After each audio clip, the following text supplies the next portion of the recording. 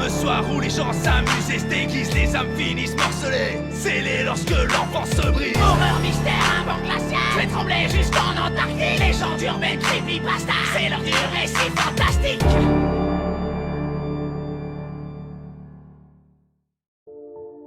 Maman est partie. Elle nous a laissés, Lisa, ma petite sœur et moi, dans cet endroit bizarre. Je vois rien avec cette bougie. Et j'ai peur. J'entends Lisa chantonner, pour me rassurer sans doute. Je ne comprends pas ce qui se passe. J'ai été réveillé en pleine nuit par maman. Elle pleurait. Elle disait qu'elle était revenue. Mais qui ça? Lisa chante de plus en plus fort, finissant chaque couplet avec un gloussement. Elle est sans doute nerveuse. La pluie frappe le toit très fort et les éclairs me font peur. Je serre Lisa contre moi, tandis qu'elle chante encore. J'ai peur. Des bruits se font entendre dans la pièce à côté. Est-ce que c'est le bois qui craque? Je ne sais même pas de quoi sont faites ces pièces. Pitié, faites que maman rentre. Je vois des choses bouger sur le mur d'en face. J'espère que c'est juste des insectes, même si j'en ai peur. Lisa prend mes mains et les serre fort. Je ne peux plus bouger. Bah, je n'en ai pas envie de toute façon. Je viens de voir un homme passer. Il était tout noir, plongé dans l'obscurité. Lisa ne me répond pas, mais je suis sûr qu'elle l'a vu aussi. Maman, rentre, je t'en supplie. Tiens, j'ai entendu un bruit de porte grinçante à côté. Est-ce que c'est maman? Je tente de l'appeler, mais j'ai une sensation étrange dans ma gorge. Lisa est toujours près de moi. Je crois qu'elle me serre de plus en plus fort. Je vais finir par étouffer si ça continue. Je tente de la repousser.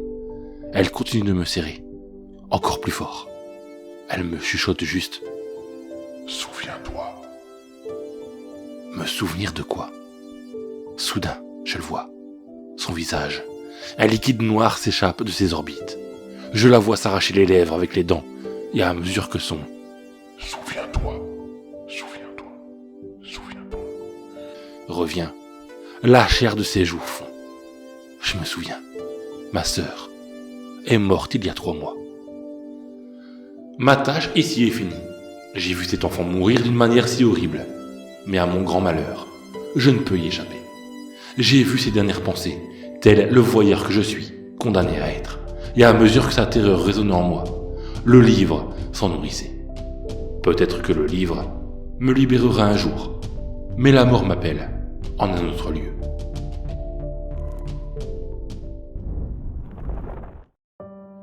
Tiens, il pleut. C'est étrange pour un jour de juillet. Je vois déjà les petits vieux clamer de leur voix usée. Ah, y a plus de saison. J'esquisse un sourire. Ça faisait longtemps. Mes yeux encore rouges et gonflés contemplent les gouttes qui viennent frapper la fenêtre. Il fait vraiment sombre dehors. Je ne me suis pas rendu compte que le temps avait passé si vite. Je me lève de mon lit pour aller reprendre un verre dans la cuisine. Je n'entends plus les grincements des escaliers, avec le bruit des tuiles frappées par la pluie. C'est assourdissant, il fait froid. Toutes les lumières sont éteintes en bas, et c'est en avançant à tâtons que j'atteins l'interrupteur. La maison est calme quand elle n'est pas là. Je retiens mes larmes, reniflant bruyamment, bien malgré moi.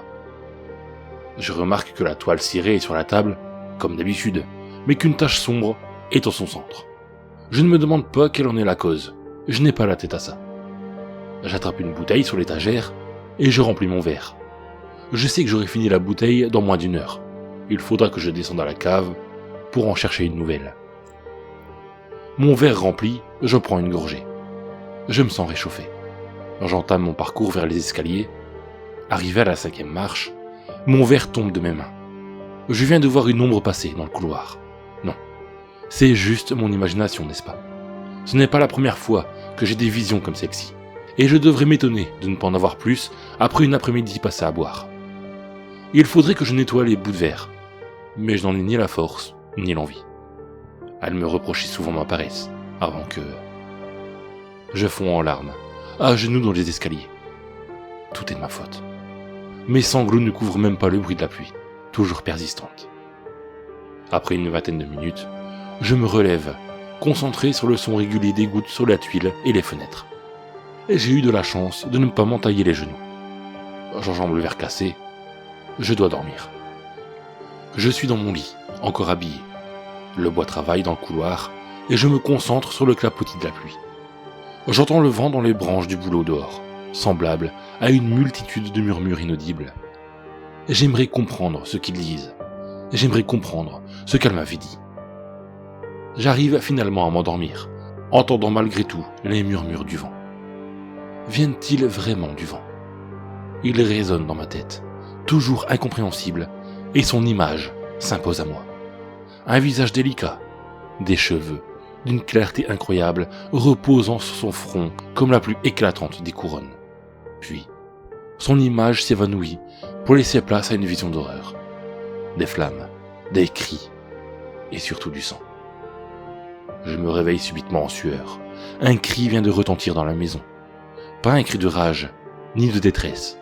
Un cri de désespoir, pur et terrifiant. Je sors de mon lit en vitesse, je veux la sauver. Mais arrivé à la porte, je m'en rends compte. Il est trop tard. J'ai laissé passer ma chance. Ce cri n'était sans doute qu'un écho de ma mémoire, mais il semblait si réel. Je décide de prendre un verre d'eau pour me détendre. La pluie est là, assourdissante. Je prends les escaliers, lentement, prudemment. Je trébuche, mes pieds quittent la marche qui me soutenait. Ma tête frappe une marche plus bas, je roule lamentablement jusqu'en bas des escaliers. Quelque chose vient de me pousser. Mes cheveux sont poisseux, je crache du sang, et je la vois. L'ombre, en haut des escaliers. Elle se tient là, me regarde, se moque de moi. Je ne distingue de sa tête que des yeux brillants d'un éclat surnaturel me fixant. Sonné et furieux, j'arrache de sa prise une lampe à côté de moi, et me précipite sur le monstre.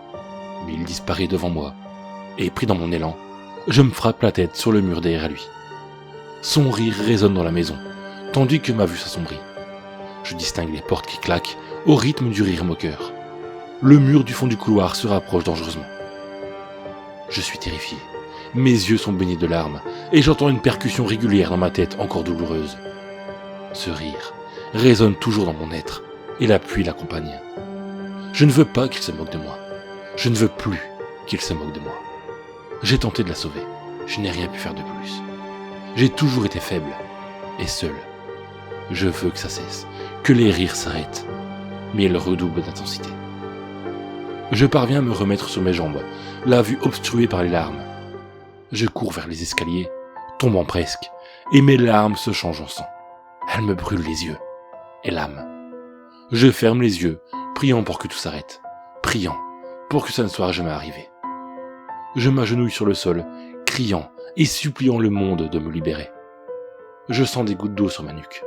J'ouvre les yeux, lentement, sanglotant. La maison n'est plus là. L'ombre n'est plus là. Les rires ne sont plus là. Je suis seul, sous la pluie. J'ai froid. J'ai si froid. Le livre a tourmenté cet homme comme s'il avait une rancune particulière contre lui. Le livre déteste la lâcheté, et plus que tout, les regrets. L'histoire de cet homme s'inscrit dans le sang, lettre après lettre, page après page, cri après cri. Je suis le livre dans les ombres désormais, et m'assure que son rôle soit assuré. En effet, quel genre de livre n'a pas d'histoire à raconter?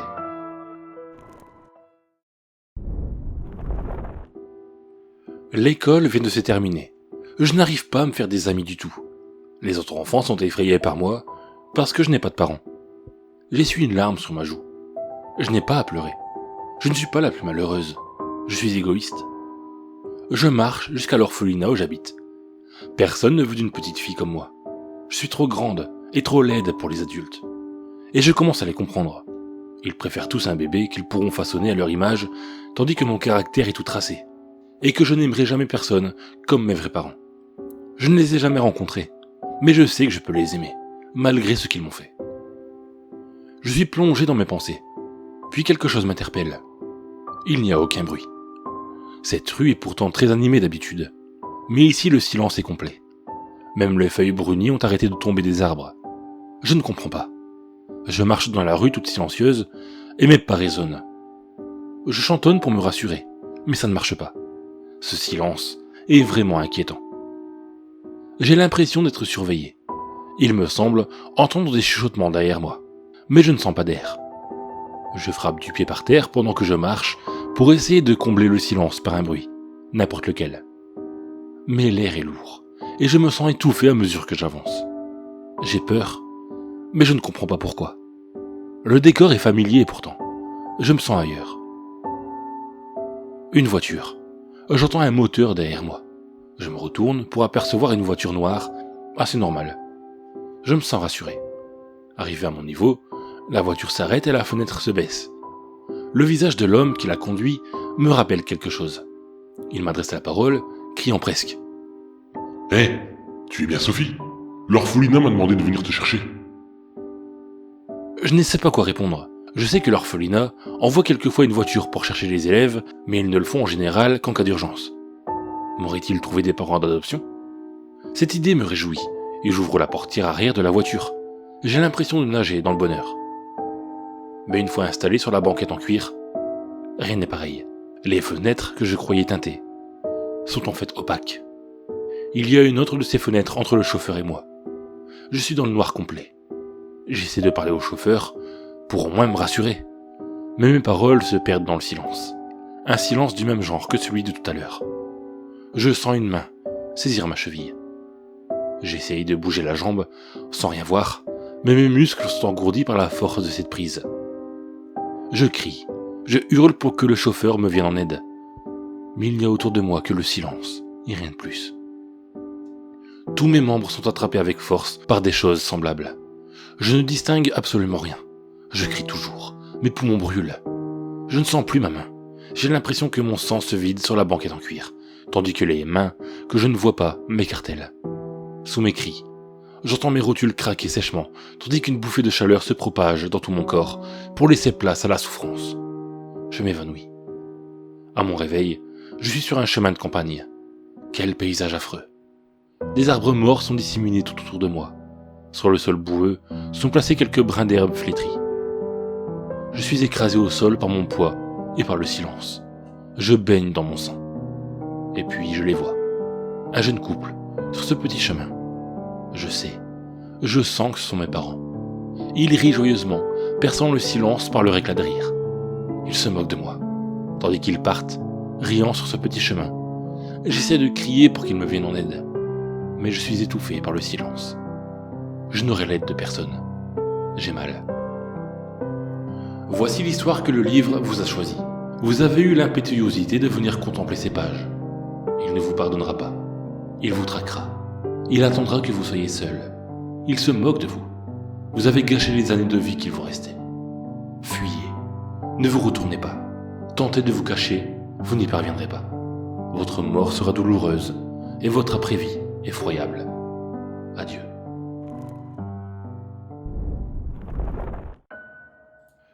Je ne veux pas mourir. Ma femme est partie. Elle me manque. Je suis sur sa tombe et je n'arrive même plus à pleurer. Tous mes amis appartiennent maintenant au passé et je suis seul. Il fait beau aujourd'hui. Il y a quelques feuilles brunes sur le sol. Elle aimait bien l'automne. Elle serait contente d'être là. J'espère qu'elle peut me voir de là où elle est. Je ne suis plus tout jeune. Le fait que j'ai toute ma tête est à la fois une bénédiction et une malédiction. Je m'appuie sur ma canne, je tente de me relever.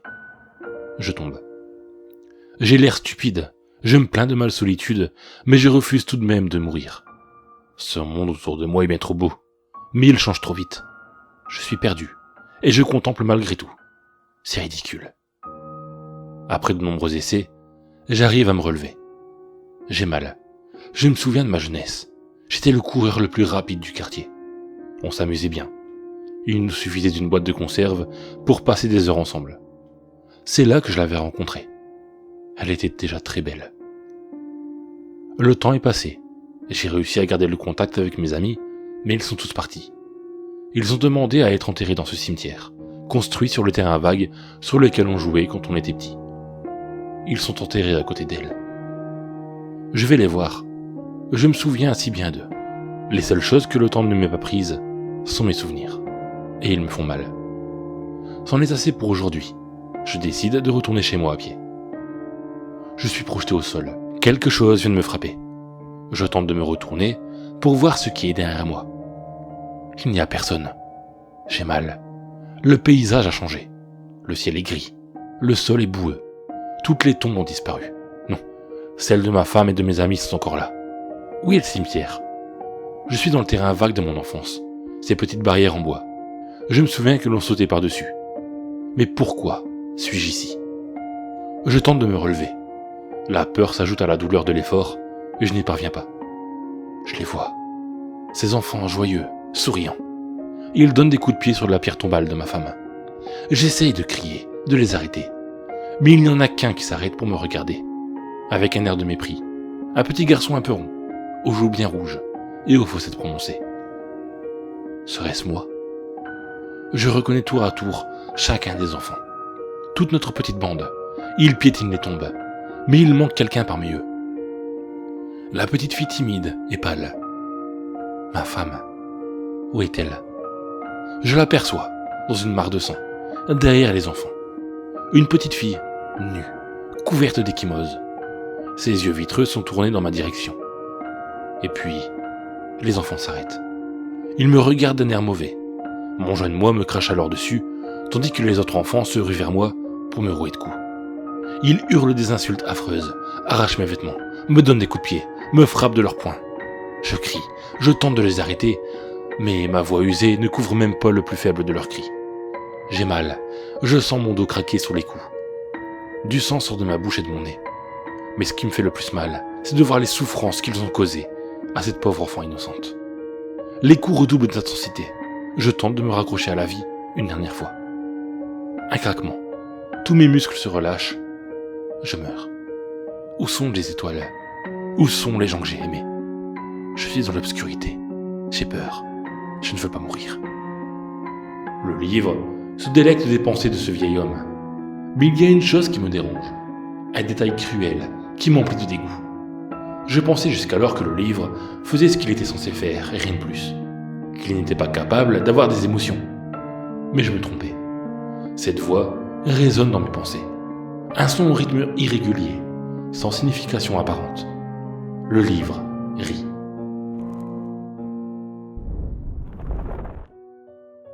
Je rentre du travail, encore une journée affreuse.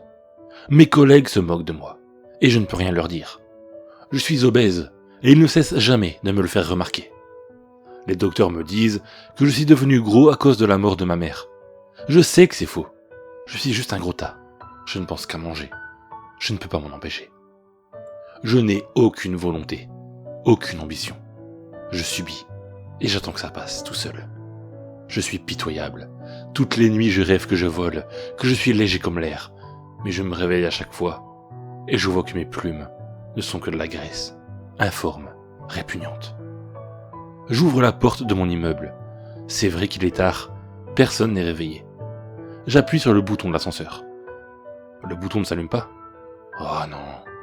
Je me dirige vers les escaliers. Je n'ai qu'un étage à monter, et pourtant, je devrais me traîner par terre comme un porc. Je suis un porc. Essayant de cacher mes larmes, je commence à monter les escaliers. Doucement, prudemment. Je suis essoufflé. J'arrive finalement à mon appartement. Tout est calme. Personne pour rire de moi. Juste le silence. Je m'installe sur mon canapé. Il est dégueulasse. Tout mon appartement est dégueulasse. Tiens, la lumière du couloir vient de s'éteindre. Mais pourquoi? Je me relève péniblement pour aller voir. Qu'est-ce que c'est que ça? Un homme s'avance vers moi, dans le couloir. Il porte un masque de hibou, et il est nu. Il est squelettique. Je tente de lui parler, de lui demander ce qu'il fait là. Mais je n'arrive pas à dire un mot. Le silence est pesant, et je vois cet homme avancer vers moi, sans rien pouvoir faire. J'ai peur. L'homme tend les bras, m'attrape, et il a une force colossale. Je tente de me débattre, rien n'y fait. Il s'avance doucement vers le balcon, ouvre la fenêtre. Il me soulève par-dessus le rebord, et me jette dans le vide. J'ai envie de crier, je ne peux rien faire. L'homme se penche pour me regarder tomber. J'ai une douleur atroce dans le ventre. Une plume vient de sortir d'entre mes bourrelets. Puis une autre. Je suis encore en train de tomber. Je ne vois pas le sol. Tout est noir autour de moi. Il y a de plus en plus de plumes, et leur sortie me fait extrêmement mal. Elle me brûle. Je pleure dans ma chute, et je ne supporte plus la douleur. Mes larmes tombent et disparaissent dans l'obscurité. Je veux que tout ça s'arrête. Le sol, je le vois, il est prêt, se rapproche vite. J'y arrive enfin, et je ne ressens plus rien. Ma chute a été amortie par quelque chose. Il n'y a plus de plumes, plus de douleur. Ils forment un cercle autour de moi. Des hommes, avec des masques de hibou. Ils m'attendent. Je veux bouger, m'enfuir, mais je ne peux rien faire. Je suis immobilisé. Ils se ruent sur moi, me déchirent la peau. J'arrive enfin à crier, mais personne ne m'entend. Je vois un liquide jaunâtre se mêler à mon sang sur le sol. Ces hommes le lèchent, s'en délectent. Je me vomis dessus. Je veux que tout ça ne soit qu'un cauchemar. Je veux me réveiller. Et puis, les hommes partent. Je suis seul, allongé sur ce sol froid. Mes tripes sont apparentes et je baigne dans une mare répugnante, de graisse et de sang. Mais je n'ai plus de graisse. Je suis enfin normal. J'ai mal. Le livre aspire les pensées de cet homme comme à son habitude. Je suis incapable de dire si le livre le maintient en vie, ou s'il s'accroche encore à la vie un dernier instant. Il n'entend plus les moqueries du monde extérieur, juste les échos de ses cris. Il est dans notre monde maintenant.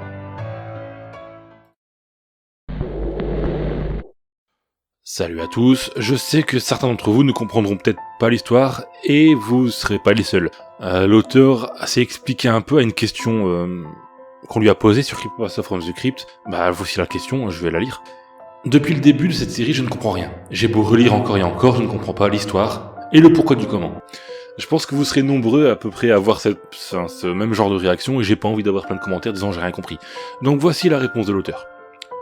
Bonsoir, je suis l'auteur de la série et je me ferai un plaisir de t'expliquer. Ce n'est pas si compliqué au fond. Le livre est une entité qui torture des êtres humains et retranscrit leurs dernières pensées à l'intérieur de lui. Il provoque donc les événements qui causent leur mort. Il est accompagné de quelqu'un, j'ai bien une idée du surnom mais je vous laisse faire pour ça, qui témoigne à la fin de chaque histoire dans le dernier paragraphe en italique. Pour toutes les zones d'ombre, c'est bien simple. C'est à vous de choisir de quoi les remplir. Mon but quand j'écris mes textes, c'est qu'ils s'adaptent à chaque lecteur, mais je dois faire appel à un peu plus d'imagination de leur part. Voilà, j'espère que je t'ai éclairé sur la série du livre. Voilà donc la réponse de l'auteur et j'espère qu'elle vous aura un peu aidé à y voir plus clair. Sur ce, si vous avez aimé la vidéo, je vous invite à laisser un like, à vous abonner et à partager. Et je vous dis à la prochaine.